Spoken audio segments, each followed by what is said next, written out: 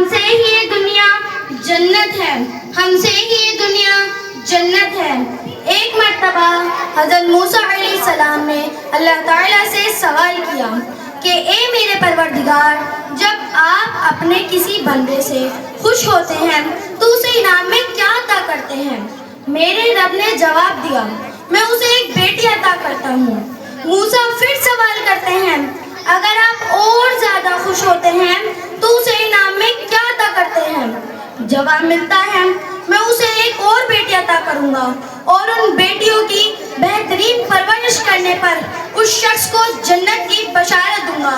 سبحان اللہ۔ اپنی تقریر کا آغاز اس عظیم ہستی سے کرنا چاہوں گی جسے عورت کہتے ہیں۔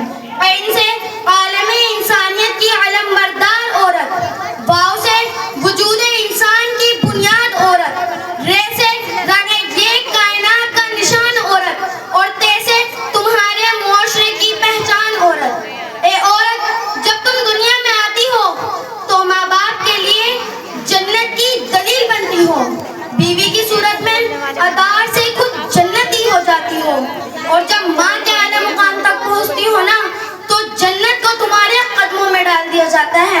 اے عورت، تجھے سلام ہے، بلا شبہ تو ہی معاشرے کی پہچان ہے۔